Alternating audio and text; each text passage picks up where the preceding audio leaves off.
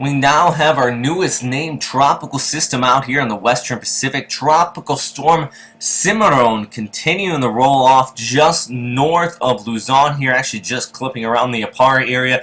Now starting to pull off there towards the northwest. And as far as tropical systems go, as named tropical systems go, this one is not really the prettiest. We saw some shear actually come in from the northwest last night, really disrupted the outflow on the northern periphery, but the southern periphery, you continue to see that southwest monsoon moisture inflow. The center of circulation still rather apparent here.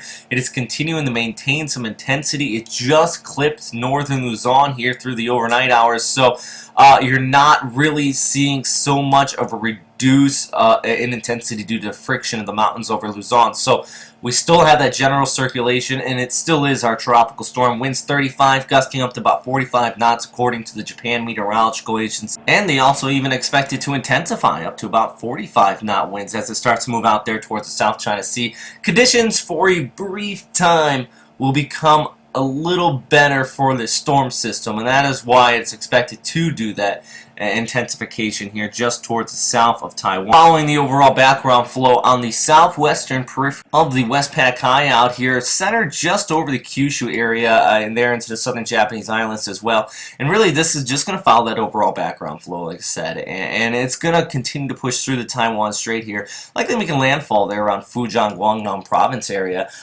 just towards the west of Taiwan, very likely here. And the problem with that, though, southern Taiwan does not need any more rainfall. And not to mention the heavy rains that are already occurring over the Philippines. But as this does continue to track off there towards the north, it is going to, well, at least according to GFS models, start to intensify up here. And then it will be impacting southern Taiwan.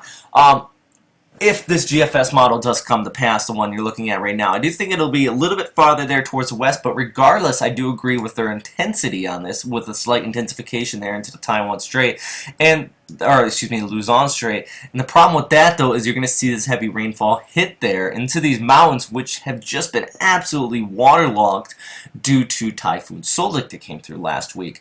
Once you have this heavy rainfall on top of those waterlogged grounds, the risk of flash flooding will dramatically increase out there, especially there towards southwestern and portions of central Taiwan as this comes ashore. So it's going to be very interesting how this does come to pass. Now this is a current track from Pagasa showing it pulling off there towards the north and towards, well, eventually north-northwest into the Taiwan Strait as well. Let's compare this up with JTWC, a very similar track output here. You can find this actually at the Tropical Information Center if you want to go check out the different tracks, satellite imagery as well. And we started off the update with this, just showing that big broad area of circulation. Like I said, actually you're already starting to see the heavy showers across the Philippines here, and some signal force warnings in effect for northern Luzon. Many of the pre-K schools have been closed today. Already seeing those showers pop up though in the feeder bands there and around the Manila metro area, and I do think through the afternoon, the evening hours, you get that daytime heating playing a factor with this. You already have the inflow, the moisture supply. You get a little bit of instability.